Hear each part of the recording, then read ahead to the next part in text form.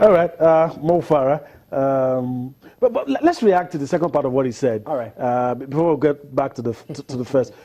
Look, this issue about doping refuses to leave Cosmos, and they say, look, I want to race against clean athletes, and he said, look, you know where I stand. If you have crossed the line, you shouldn't be allowed to race. And it's an important question that we've been trying to answer all year long before the Olympics, even before that.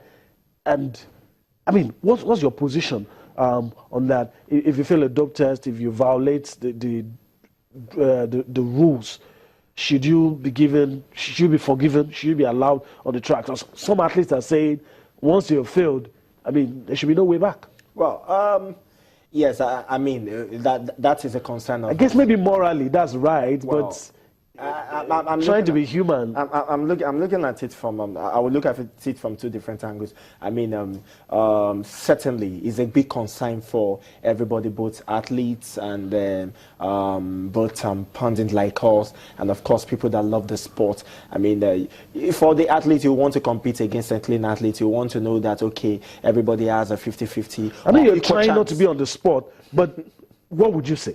As far as I'm concerned, it's a very simple thing. He has said it all. I mean, if you're not clean and you're caught, except if you're not caught, but if you're caught, then certainly you should face a penalty. What if you're caught and you're now clean? You're caught and you're clean. You will not be caught if you're not clean. You get caught. Okay. You face the penalty. Okay.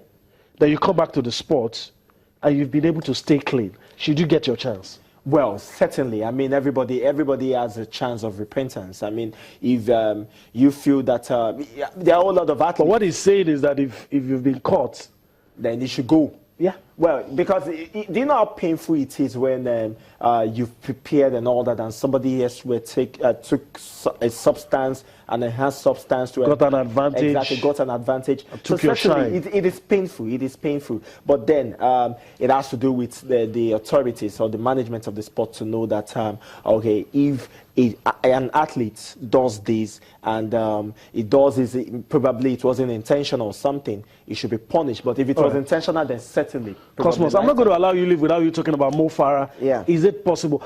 You know, we're not his coach, so we don't know how long it's going to take. But does he have time on his side? That's what I'm going to ask you in the next 30 seconds.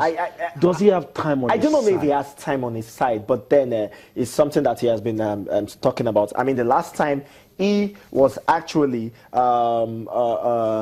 he actually raced in the marathon was in 2014, and it was pretty much a very bad time. I think he had about 2 hours, 30 minutes, and about some seconds. So it wasn't particularly a very fast one. And he understands it. He actually said that he needs time to make sure that he's going to be able to to get used to marathon and all that as he got used to the track. So it's going to take time, but then it's going to be after the World Championship in London next year. So let's just see how it goes. All right, we'll see how it goes. That's how we have to wrap up the show tonight. We do hope that you've enjoyed everything we brought to you tonight. Well, of course, we'll do this again tomorrow. Till then, bye-bye now.